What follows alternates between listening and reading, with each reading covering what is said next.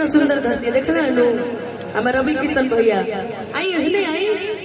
हाँ रहुआ की कमी रहे हमारा बीच में, हम जा बोलू भैया रहुआ आ जाए जाई कहारो भाई हमारा आई बता आ भाई हम चाह के बोलू भैया कहते ने जोरदार ताली बजा दी रहुआ सब मुकेश भैया कहते। लेकिन एगो लाइन और कहल चाहो हई कोट पैंट पहिराला से हीरो न कहई माये। ए सॉरी भैया कह दिया मैंने, मैं अपनी बातें वापस लेती हूं अभी नहीं। क्या नाम है इनका? आनंद। वाह आपको देख के मेरे जीवन में आनंद ही आ गया। प्रणाम प्रणाम बोलू जी भैया। हम अपन संस्कार न भूलेला रहुआ प्रति, रहुआ भूला जाइला कबू कबू। ये हमारी भाभी है, ये हमारे भैया है, आई भैया के सार हवा बुझली कि हई कोट पैंट पहिराला से हीरो न कहई माये। अरे ये अका कोई बजन तर और पैसा दो तो रखे करती मम्मी दिल बड़ी का जा यही पे करिया दे तो कुछ कही हम कि कोट पैंट पहिराला से हीरो न कहइबा ए भैया जंतर का कहइबा कि तू त लफुए कहइबा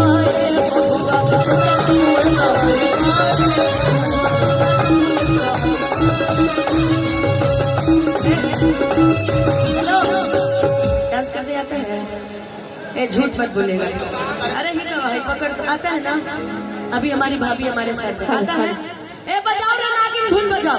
ओ की गाड़ी नंबर चला दी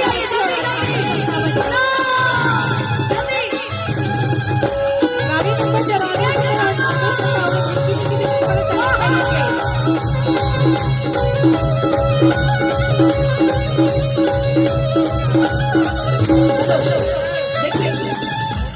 देखिए प्रयागराज में कुंभ का मेला लगा है, बनारस मत घुमाइए। ए राजा हमके प्रयाग घुमाइएगा, ए राजा हमके प्रयाग चल के हो जा गाड़िया में डुबकी लगवाइएगा। जहाँ कहीं भी आप लोग प्लीज चल के हो जा नदिया में डुबकी लगवाइएगा। गाड़ी नंबर है 9851 और किस काम के बिहारी भाई जब एक ठुमका नहीं लगा सकते तो हैं? किस बात के? सब पे भारी है हम बिहारी है ना। तो एक शर्मा रहे बाबू, हमसे शर्मा रहे हो हैं? उनको किसको बुलाए? जीजा जी को। अब वो ए भैया उन्हें घर बड़ी भगा दिया के लोग। ये तो खैर ही था नाच सके। एक बार ठुमका लगा दीजिए एक बार। आनंद मैं तुम्हें मना नहीं करूंगी पागल। चलो ए चल भाई बजा नागिन धुन।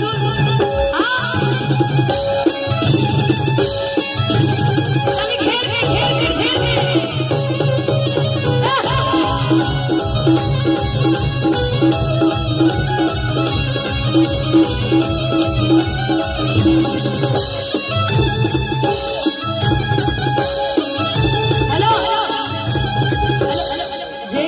के नाग बना दियो के पूछ जान के भाई बा इनकरा के नाग बना के आज नचवाई। देखो अब हित वाला बात मत करो। आज दीदियों कुछ न कहिए। चलो दीदी के पल्लू में छुप तरह चलो हो ना चलिए। ए तो ही पकड़ा हो मरते इनके। वैसे भी हमारे यहाँ भाभी के भाई को बड़ा सम्मान दिया जाता है ना। हमारे यहाँ के ये मेहमान है। जरा बजाओ भाई एक बार और बजाओ।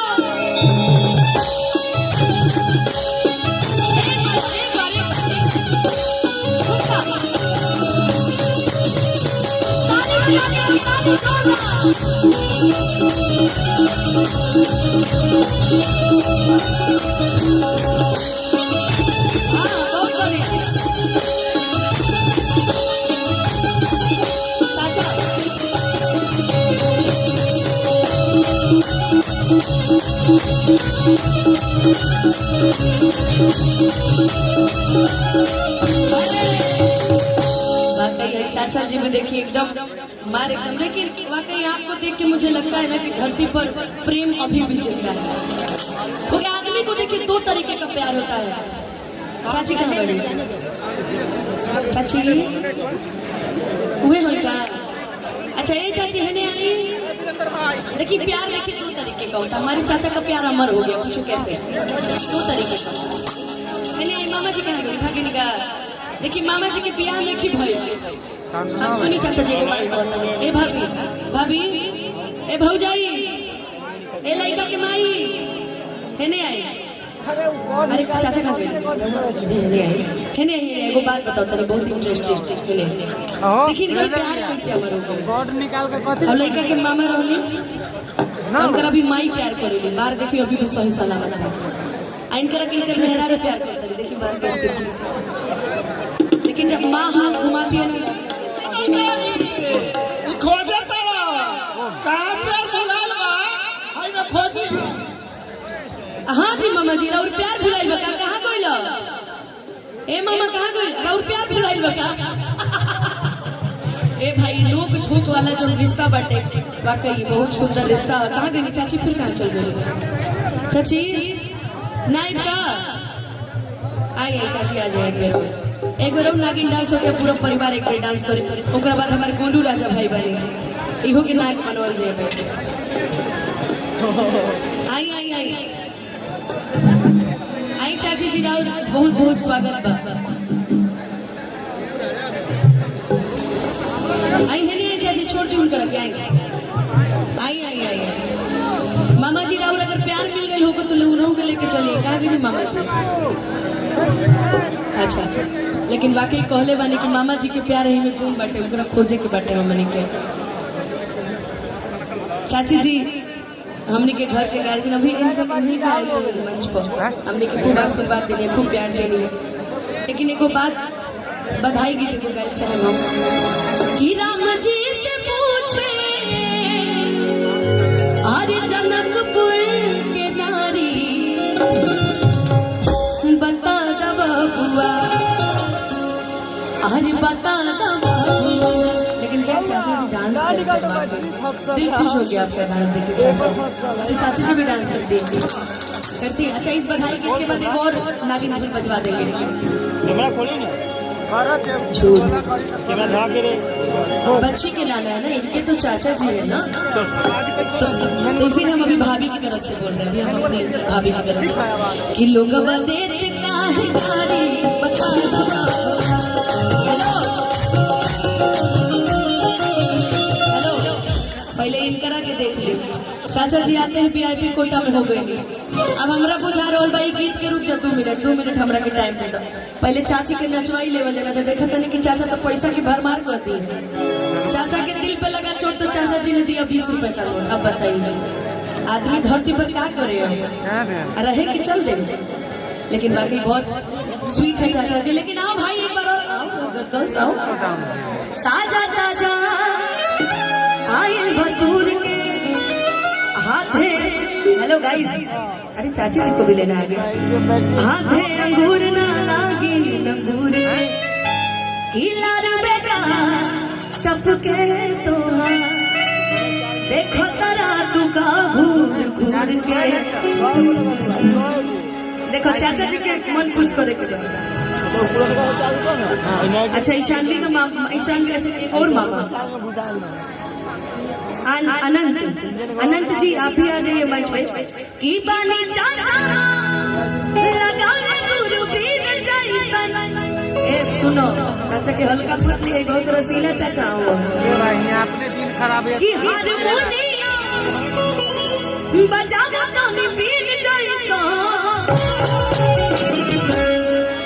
कि हाँ की नाच रे पता की नाची जैसन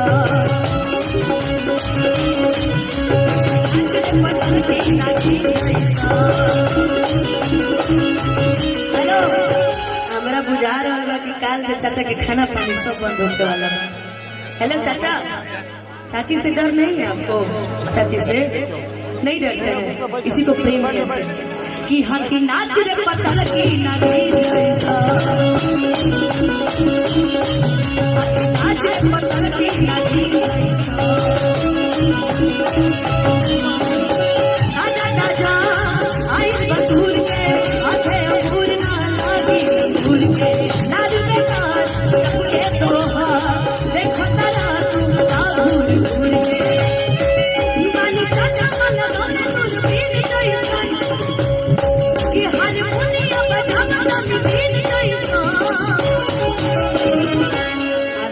चाचियों के खाली चाचे पर ध्यान नहीं, चाची पर न रहे, चाची के एगो ठुमकबे लगा दे शुभ हो जाई।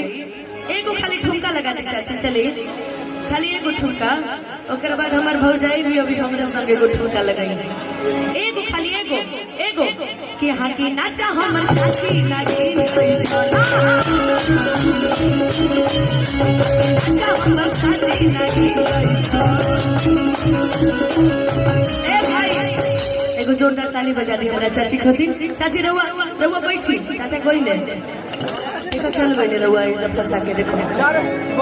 आप नहीं जाना नहीं, अभी बैठना, अभी मैं हूँ, मैं आपके साथ चलूंगी आज आपके घर। बैठिए अभी थोड़ी देर, सुन के ज्यादा आप भौजाई के बारे में। हाँ जी, भौजाई बड़ा देर से कहत रही है इनको नचाइए, इनको ये कब नाचेंगे हैं? लेकिन वाकई यार किसी खूबसूरत हीरोइन से कम नहीं है ना कि भगवान बड़ी फुर्सत से